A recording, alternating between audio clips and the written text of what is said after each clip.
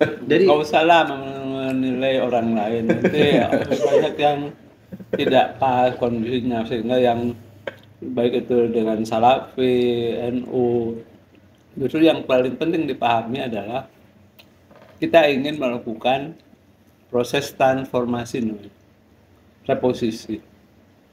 Satu sisi tidak terlalu sudah memiliki keunggulan, mampu melakukan penugasan kader yang tidak bisa dilakukan oleh lembaga yang lain ketika ditugaskan ke daerah.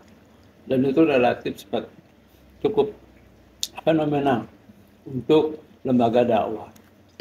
DDI saja, Dewan Dakwah, melakukan itu kan berat kan gitu ya. Akhirnya kan tidak jalan sebetulnya dengan kalau support dana. kalau misalkan mau berdakwah itu kan ada yang dari atas ke bawah, ada dari bawah ke atas. Yang lebih efektif itu dari atas ke bawah. berarti kan punya kekuasaan. Nah, itu dia. Nah, persoalannya kan kita ingin bagaimana supaya apa yang sudah bisa dilakukan itu mentransformasi, bukan meninggalkan, membangun kekayaan baru, kan melakukan pengembangan ruang lingkup baru yang nanti pengaruhnya cukup lebih besar kan gitu ya. Cukup. Sementara ini kan dengan pendekatan gerakan di 3T, terluar, termiskin, Terdalam, terlunta-lunta, Terpencil, kan, ya. itu kan lebih ke aspek gerakan sosial iya, kan gitu ya, aspek gerakan sosial. Nah, bagaimana setelah itu masuk ke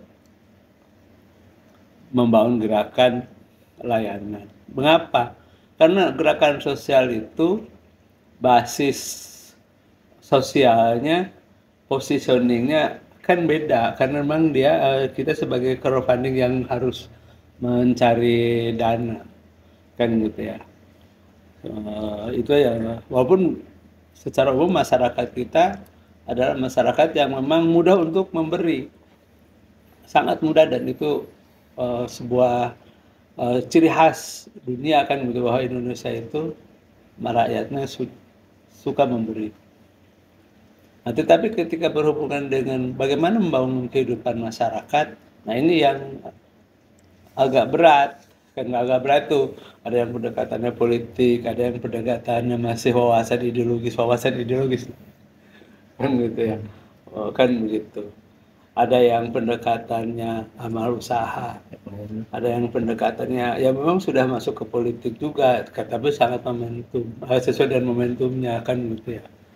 Bukan menjadi karakter utama kan gitu, dari pikiran kan gitu. Nah, itu yang kemudian kita ingin Hidayatul itu mentransformasi, bukan meninggalkan, menambah kekayaan baru untuk bisa masuk ke wilayah-wilayah yang ke depan itu cukup strategik kan gitu. Apa itu? Dalam tahap awal membangun kan amal usaha itu sebenarnya dulu dirancang sebagai basis sosial ekonomi. Karena tadi Hidayatullah itu berkembang dengan basis sosial santunan. Kemudian supaya kita itu tidak tergantung dan meminta bantuan terus, maka dirubah ke basis sosial ekonomi layanan. Maka bentuknya adalah ormas dan amal usahanya adalah disebut dengan amal usaha. Yang namanya amal usaha itu based on terhadap kemampuan melayani. Kan gitu ya, melayani. Face to face. Kamu mau butuh apa, saya layani sesuai dengan apa yang saya, ya transaksional mungkin kan gitu ya. Berarti lebih ke kebutuhan pasarnya Kebutuhan apa? pasarnya apa. Nah, dan dari situ ada sehingga memiliki basis sosial ekonomi masyarakatnya kan gitu ya. Nah, setelah itu kan harap setelah itu baru masuk ke wilayah di mana kita masuk ke kebijakan publik kan gitu ya. Untuk masuk bukan ke politik, politik masih agak jauh kan gitu ya, mempengaruhi kebijakan-kebijakan publik. Dengan cara apa? Dengan cara bagaimana melakukan pengembangan lebih jauh tentang konsepsi-konsepsi yang berdasarkan basis sosial tadi. Ekonomi kita seperti apa sih? Politik kita seperti apa sih? Kan gitu ya. Pengembangan pendidikan kita seperti apa sih? Kan harapan itu. Berat, Pak. Nah itu. Karena kalau itu, walaupun nah itu yang kemudian kalau itu tidak disentuh, atau gini, itu menjadi challenge kan gitu ya, menjadi challenge untuk bagaimana kita selalu memiliki relevansi dengan persoalan yang dihadapi oleh masyarakatnya. Makanya kan kemarin sempat kita bilang, masalah ekonomi, nggak mungkin kalau misalkan ada teman-teman yang selalu menghantam kapitalis, iya, tapi konsepsinya untuk tidak seperti itu seperti apa? Dalam konteks yang memang itu bisa dilaksanakan sesuai dengan kemampuan politik melalui per daerah, per wilayah, bahkan negara. Tetapi kan untuk bisa seperti itu harus dibangun dulu kesadarannya. Contoh misalkan begini, ini wilayah kayak Surabaya Timur ini dulu dikuasai oleh rakyat, masyarakat pada umumnya yang berbasis kepada kehidupan sosial ekonomi tambak, dan di situ kehidupan Islami sangat kuat kan, memang rata-rata santri kan gitu ya.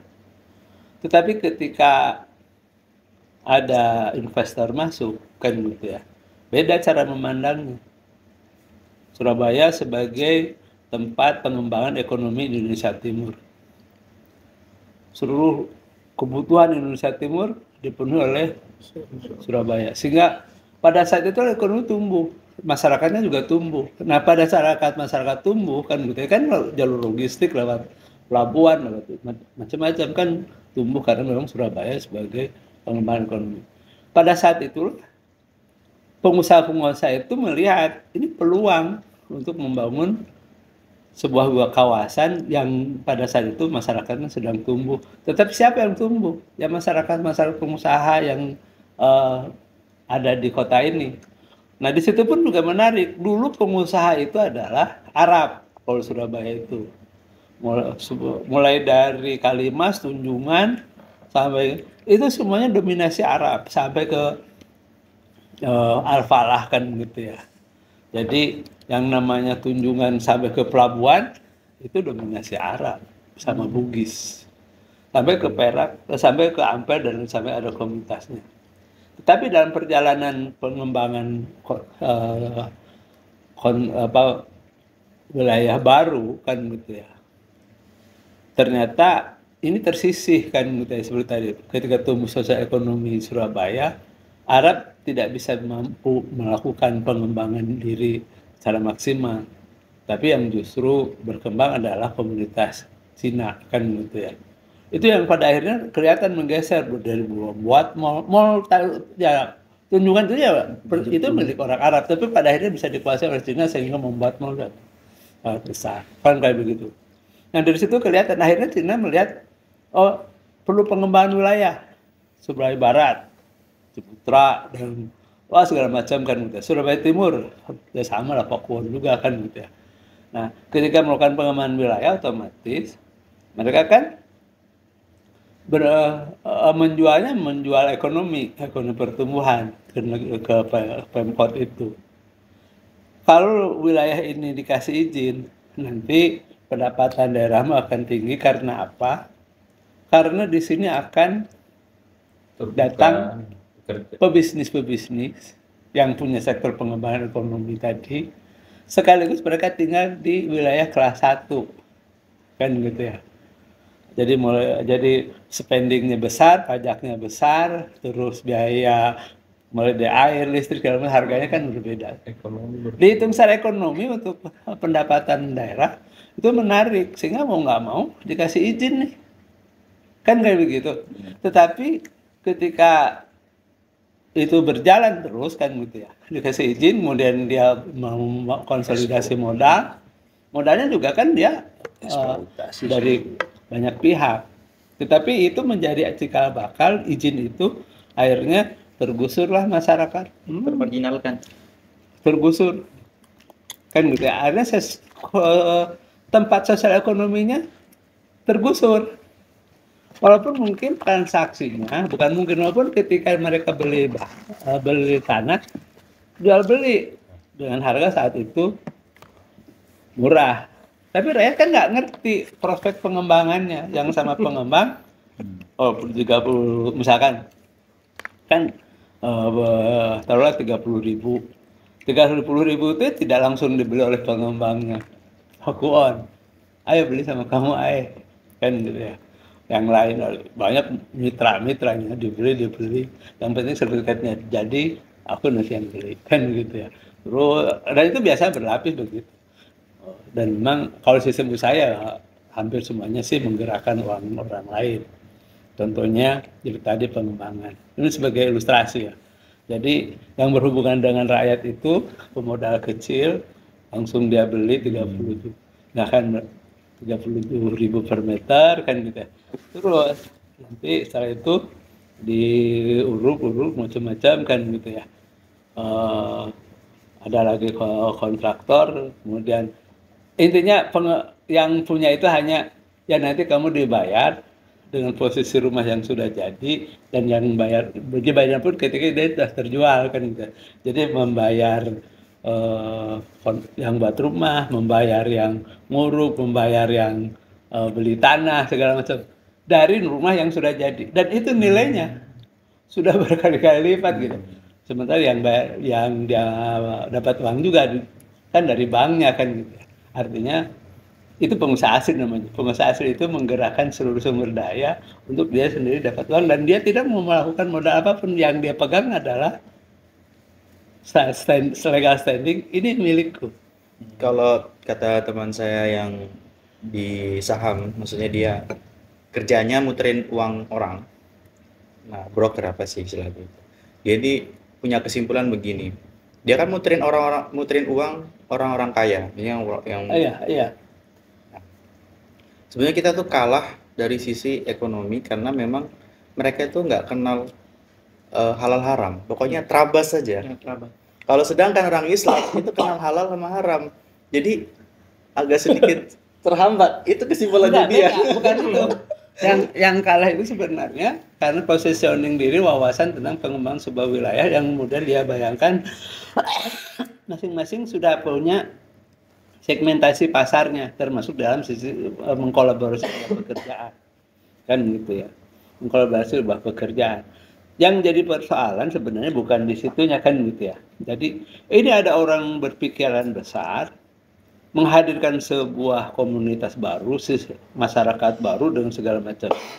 Tetapi ada efek sosial yang tidak pernah dia perhatikan, dan pemerintah pun tidak melakukan pembelaan terhadap masyarakat yang tergusur.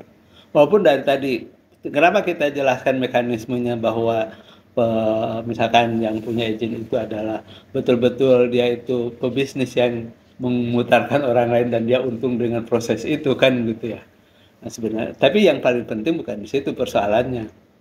Masyarakat yang menjadi based on terhadap pengembangan wilayah ini tidak pernah diperhatikan, bahkan oleh negaranya. Kalau dilihat dari sisi ekonomi, dengan pendekatan ekonomi pertumbuhan, itu dianggap wajar. Dan itu yang sebenarnya disebut dengan ekonomi kemaruk gitu. Kapitalis itu adalah hasrat menguasai sebanyak-banyaknya sebenarnya. Bukan karena materinya, bukan karena, tapi kan sifat orang itu adalah menguasai sebanyak-banyaknya sampai dia tidak pernah puas kan gitu ya. Nah, proses itu yang sebenarnya harus dibatasi kan gitu ya, dan dikendalikan. Nah, sehingga masyarakat yang ketika tergusur itu terus mau diapakan? Apa dibiarkan? Kenapa mereka tidak diberdayakan dari proses sistem yang dibangun di ekonomi sini? Nah, maksud kita itu, ini kalau pemerintah tidak dikendalikan di situ, terus dia akan melakukan itu semena-mena, sehingga ada kasus di Batam, kasus di mana, sama seluruh proses. Akhirnya masyarakat itu tergusur, terpinggirkan, bahkan secara sosiologis masyarakatnya tergantikan, dan ketika itu ada komunitas Islam juga habis. Kan gitu ya, akan habis. Nah, itulah yang disebut dengan pendekatan ekonomi yang tidak berkemanusiaan, yang kemudian bertujuan untuk selalu pada paradigma pertumbuhan kan gitu ya, yang kemudian tidak memiliki sebuah mindset baru, konsep yang ketika itu dia bagaimana bisa melakukan pemberdayaan, masalahnya kan gitu ya, pemberdayaan, sehingga nanti disalahkan ya karena mensalahkan gitu. Kalau dari sisi nanti kalau lihat dari sisi transaksinya kan gitu, sebenarnya bisa saja mereka itu tetap legal kan gitu ya, formal, walaupun memang karena mereka bukan orang Islam kan gitu ya, walaupun bukan ya sama-sama juga sih, walaupun orang Islam juga pada akhirnya karena melihat keuntungan yang sangat besar kan mereka menggunakan tokoh-tokoh masyarakatnya dan bahkan preman-premannya untuk bagaimana tanah itu bisa Atau dikuasai. jangan-jangan yang ini, yang apa? RU tambang ormas. Minerba. Itu saya tuh curiga aja tuh begini. Iup. Apa namanya? Cara penetrasi ke masyarakat dengan pendekatan ormas. Jadi misalkan ada lahan yang mau dieksploitasi, kalau misalkan pendekatan perusahaan mungkin agak susah, tapi dengan cara ormas, misalkan di situ kulturnya, misalkan salah satu ormas gitu, ya udah pakai ormas ini sebagai pintu masuk. Aku mikirnya begitu. Tapi Nah itu nanti akan banyak ada kan gini, itu perspektif yang sebenarnya tidak sedang kita, yang jadi yang paling penting itu ketika ormas itu paham tentang ini, mestinya dia sebagai sparring partner pemerintah untuk mengendalikan sistem. Salah lo sistemmu itu. Kalau misalkan dia bahkan ikut-ikutan, ya. Mitra kritis. ikut-ikutan, ya apalagi nggak mungkin, nggak bisa dia merubah itu. Contoh salah itu gini, nggak boleh masyarakat ini dibiarkan dan harus diberdayakan dengan cara apa? Pendidikan. Kan begitu ya, difasilitasi, karena hanya dengan pendidikan itu dia bisa terupgrade keterampilan itu. Kalau memang nanti masyarakat itu adalah misalkan yang dulu tambahkan gitu ya, minimal anak-anaknya itu semuanya diakomodasi, dilatih dan diposisikan dalam sebuah sistem yang mereka kembangkan kan gitu ya. Masalahnya tuh kalau pribumi yang diberi pendidikan kan yang terancam kapitalis, kan berilmu semua nanti pribuminya. Nah justru kalau kita tidak pernah atau gini, nanti pendekatannya, ketika kita tidak punya konsep pengembangan ekonomi kan gitu ya, masalahnya seperti tadi mau muslim mau enggak kan gitu, itu kan masalah mindset tentang kekayaan. Jadi polanya sama, akan melakukan hal yang sama kan gitu ya, dengan seperti tadi. Cuma kebetulan yang bisa melakukan itu adalah orang Cina misalkan saat ini. Dulu ya orang Amerika kan gitu ya. Dan masuk di Papua. Masalahnya kan gitu ya. Dan bisa jadi umat Islam sendiri kan tadi tidak bisa ketika melakukan pengembangan usaha itu ada sekian persen dari seluruh proses untuk proses pemberdayaan masyarakat yang terpinggirkan dari apa yang mereka lakukan di wilayah ini. Kan begitu mestinya. Kan gitu dalam seluruh proses. Dan itu betul-betul menjadi tanggung jawab sosial. Sehingga mereka tetap terangkat. Kan gitu ya. Misalkan kan seperti itu.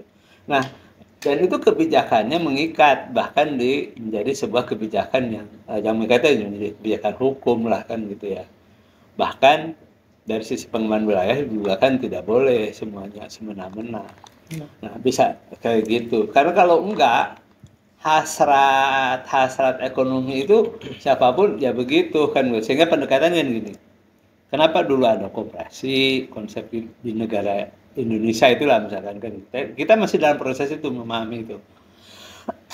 Kedua, yang menyangkut hajat hidup banyak dikendalikan oleh negara, itu real kan gitu ya.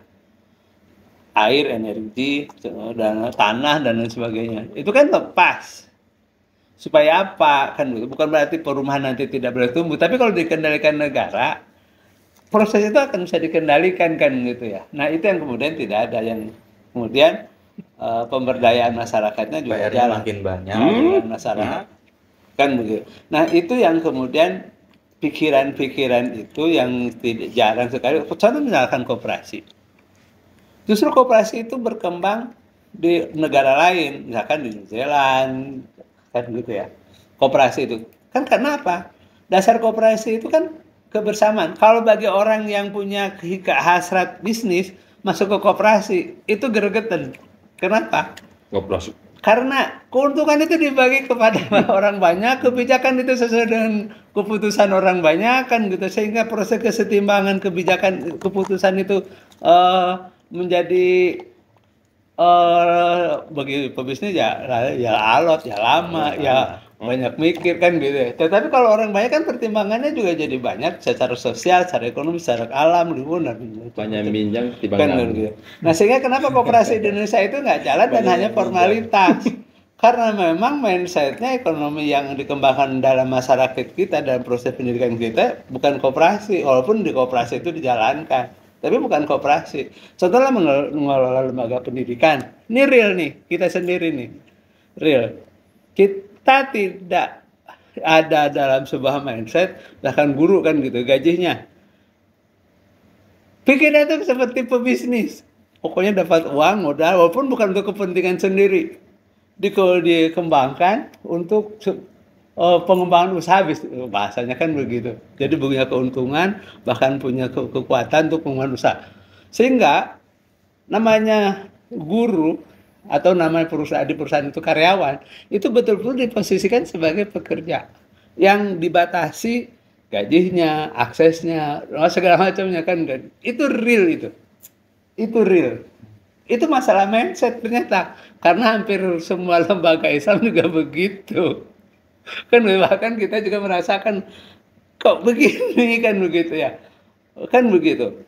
Jadi pengennya karena ambisinya sangat melakukan pengembangan. Jadi bahasanya kan ini kan untuk melakukan pengembangan, modal segala macam kan gitu ya. Sementara untuk sekedar hidup layak saja tidak bisa kan. Dan itu pun sama, di perusahaan itu juga sama. Dan itu ternyata kan bukan masalah tadi mana orang Islam tidak Islam kan gitu, tetapi masalah mindset, pemahaman terhadap persoalan. Kan begitu. Buat perusahaan juga sama. Perusahaan itu akan ada karyawan, ada pemilik usaha. Karyawan sesuai dengan aturannya. Kan begitu. Gerakan sosialis tidak melakukan proses perubahan untuk bagaimana sistem ekonomi itu berkeseimbangan, membangun kesejahteraan, tetapi melakukan perlawanan terhadap kapitalis untuk melakukan hal yang sama karena mindsetnya sama kan begitu ya, sampai dikritik begitu. Nah, Islam bagaimana? Bahkan lembaga wakaf itu hadir gara-gara orang itu tidak kemaru kan gitu. Begitu bisnisnya jalan semuanya, karena ada sistem kebersamaan, ada sistem manfaat, sistem kemudian bagaimana bisa memberdayakan yang kecil, sehingga begitu bisnis itu tetap untung, itu dialihkan ke wakaf. Sehingga wakaf itu menjadi sangat berdaya kan gitu ya, sangat berdaya dan sangat banyak kan begitu. Itu efek secara sosial ketika lembaga secara ekonomi orientasinya bukan untuk eksploitatif tapi pengembangan. Tapi PR juga Pak, berita yang terbaru yang Ketua Basnas korupsi zakat infak sedekah ya benar hari ini ya beritanya ya. Nah itu kan masalah, apalagi kalau begitu. Ketua Basnas apalagi kalau begitu. Karena gimana dong? Karena mindsetnya secara umum kita itu menjadi korupsi gara-gara ACT. Pandangan terhadap dunianya sangat kuat. Pandangan terhadap kenikmatan dunia itu sangat kuat dan itu sangat ambisius sehingga menjadi bayang-bayang tidak pernah memikirkan bagaimana orang lain itu bisa lebih. Benar kan beritanya? Oh, benar ya. Saya pernah memang ada risetnya itu. Apa ketika potensi dana Lasnas itu yang Zifwab itu sebenarnya sudah bisa mengurangi, mengentaskan itu permasalahan kemiskinan karena sudah 10% dari APBN. Sampai Sri Mulyani itu kan katanya kalau Lasnas ini jujur pengelolaannya sebenarnya sejahat di Indonesia. Lagi-lagi mungkin ini rasanya korupsi pasti di personalnya lagi. Tapi belum tentu juga lah datanya. Atau jangan-jangan politis. Bisa. Karena tadi kan yang terus dikelola saja dengan pemerintah itu begitu, apalagi enggak. Seharusnya Sri Mulyani makanya tahu ketika bagaimana mensejahterakan yang pegang apa pasal 33. Ya tadi Negara ketika sistem solidaritas. ekonomi itu tidak dikendalikan, maka akan kekayaan orang kaya itu akan mengendalikan sistem Semakin politik. orang kaya Kan semakin enggak. berkuat. Ketika sistem politik dikendalikan, maka fungsi-fungsi kelembagaan Ntar Ustaz deh, ini pemerintah itu- sampai jam berapa ini? Kalau ini jam berapa? Jam 9 saya ada acara itu.